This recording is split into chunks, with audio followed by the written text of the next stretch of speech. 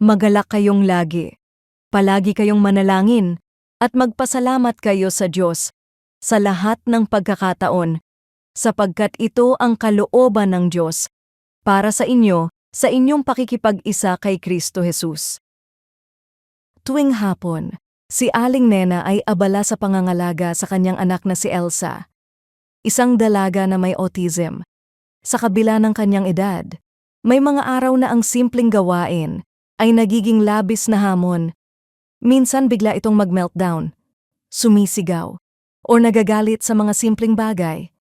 Sa mga sandaling iyon, ramdam ni Nena ang pagod, panghihina, at minsang naiisip niyang sumuko na lang. Isang hapon, matapos ang isang matinding meltdowns ni Elsa, umupo si Nena sa tabi niya, pinupunasan ng mga luha at pawis. Napatanong si Nena, bakit parang wala ng pahinga at ginhawa? Ngunit sa sandaling iyon, naalala niya ang unang Tesalonica, 5 kabanata, talata 16 hanggang 18, na nabasa niya kamakailan lang. Magalak kayong lagi, manalangin palagi, magpasalamat sa lahat ng pagkakataon. Huminga siya ng malalim at nagdasal ng tahimik. Nagpasalamat siya sa maliit na tagumpay ni Elsa sa araw na iyon. Ang simpleng ngiti sa kanyang mga labi, ang paghinto niya sa pag-iyak, at ang pagkakataong magkatabi silang nakaupo ng payapa. Kahit nakakapagod at nahirapan sa pag-aalaga, pinili ni Nena na magalak sa mga munting biyaya, manalangin para sa lakas at pasensya, at magpasalamat sa Diyos na hindi siya iniwan sa ganitong sitwasyon at laban sa buhay.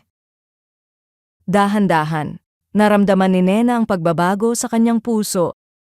Ang pagiging puspos ng Diyos ay hindi nakasalalay sa perpektong sitwasyon o wala kang stress, kundi sa patuloy na pagtitiwala at pagbabalik loob sa Kanya sa bawat sandali. Sa bawat meltdowns, pagkadapa, o pagod, may pagkakataon tayong magpasalamat, manalangin, at magalak dahil ang Diyos ay kasama natin. Siya ang nagbibigay lakas at pag-asa para magpatuloy at hindi sumuko.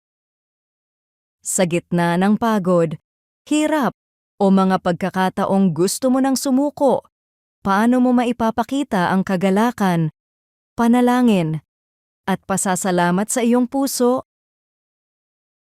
Panginoon, salamat po sa iyong presensya sa bawat araw ng aking buhay, lalo na sa mga pagkakataong mahirap at nakakapagod.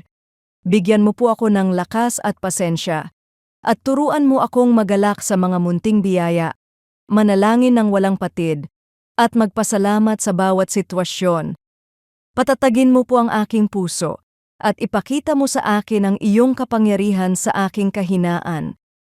Sa pangalan ni Jesus, Amen.